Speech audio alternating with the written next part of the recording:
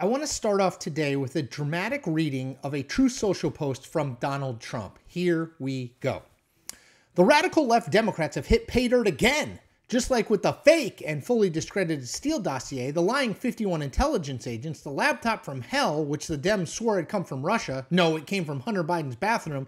And even the Russia scam itself, a totally fake and made up story used in order to hide crooked Hillary Clinton's big loss in the 2016 presidential election. These scams and hoaxes are all the Democrats are good at. It's all they have. They are no good at governing, no good at policy, and no good at picking winning candidates. And unlike Republicans, they stick together like glue. Here we go. Their new scam is what we will forever call the Jeffrey Epstein hoax, and my past supporters have bought into this bullshit hook, line, and sinker. They haven't learned their lesson and probably never will, even after being conned by the lunatic left for 8 long years.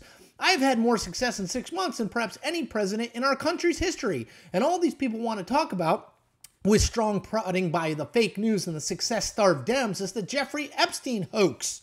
Let these weaklings continue forward and do the Democrats' work. Don't even think about talking of our incredible and unprecedented success, because I don't want their support anymore. Thank you for your attention to this matter. Make America great again. Holy moly. I think that was like 3 total sentences that he combined. It's like 800 words in 3 sentences. Okay, so let me do a recreation of what Donald Trump is doing. He's digging and digging and digging a hole on this whole Jeffrey Epstein thing. So this post, which came out on Wednesday morning on Truth Social, is just more fuel for the Jeffrey Epstein fire.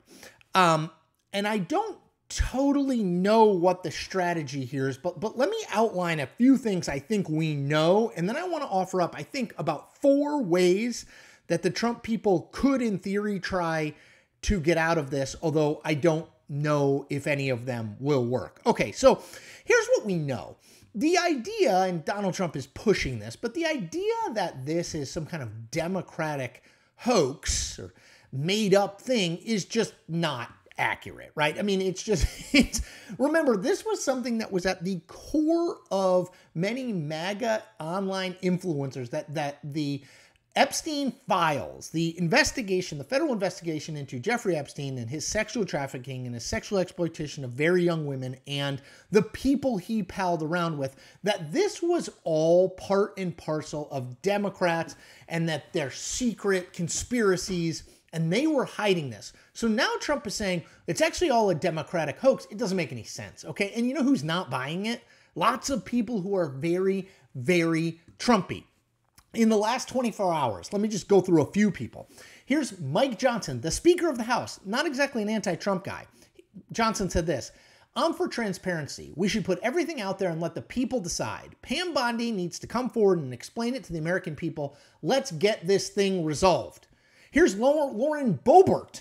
Yes, Lauren Boebert, not exactly a anti-Trump person, maybe one of the most MAGA people in the House.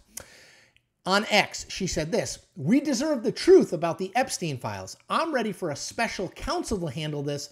Matt Gaetz, how about it?" That is obviously a reference to Matt Gaetz, the former Florida congressman who could serve, I guess, in Lauren Boebert's role as special counsel.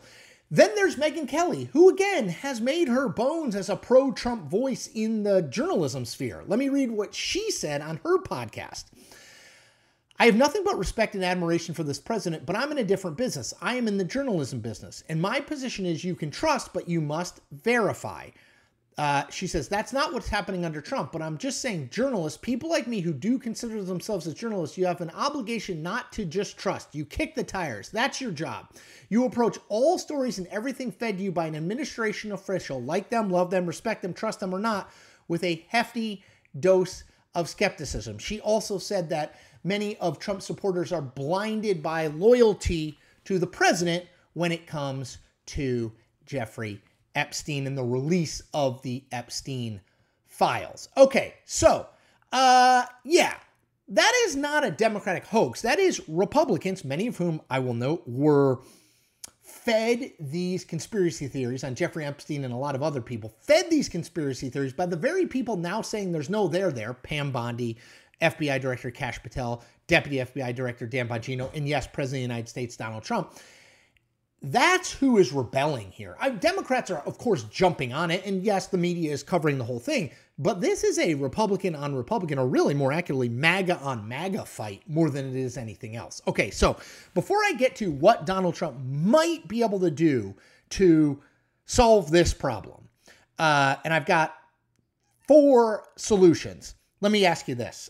I want you to subscribe. Become a subscriber to this channel. I am shooting straight with you. I am independent from big media companies, legacy media telling me what to do, independent from either party. I'm always going to call balls and strikes without fear or favor, and no matter what uniform the batter at the plate is wearing. I think that's why we are building such, momentum on YouTube. We are over 107,000 subscribers.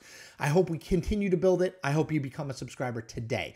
Okay, so I promised you, how does Trump get out of this? So I've got 4 options. The 5th option was what they've tried over the last 9 days since the FBI put out and the DOJ put out that memo saying Epstein committed suicide. There was no client list. There's nothing to see here. It's been 9 days since then. So the first option, and this is the one that they tried, was ignore it and hope it withers on the vine. Well, that obviously isn't happening. If anything, the story is getting bigger, not smaller. Okay, so with that option out of the way, here are 4 other options, okay?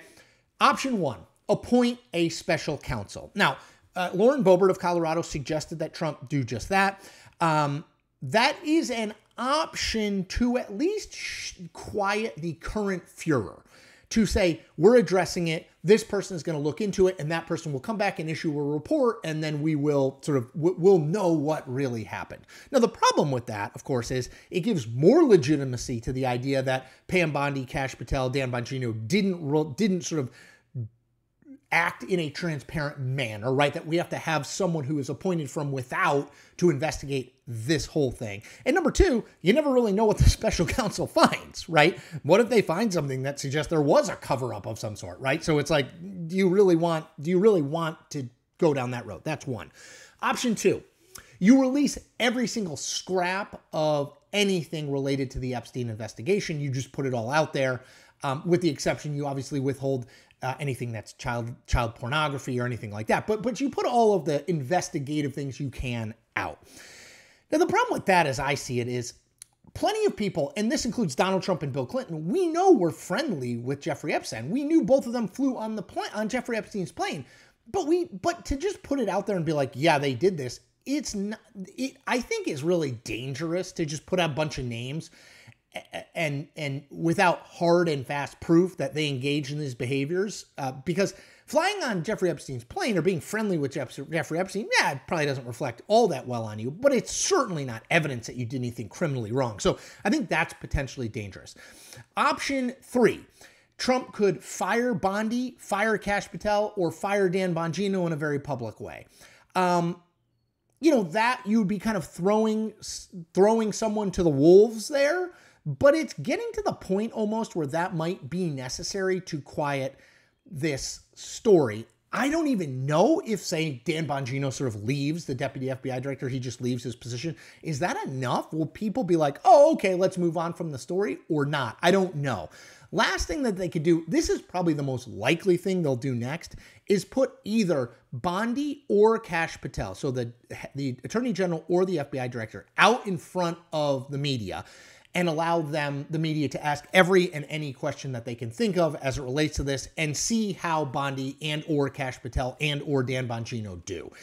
It's possible that if they did well in that kind of thing and people thought they were being transparent, and again, the most important people here are that MAGA influencer crowd, then they would move on. Of course, you never really know, right? Bondi, how good is she in that kind of setting? How good is Kash Patel in that setting?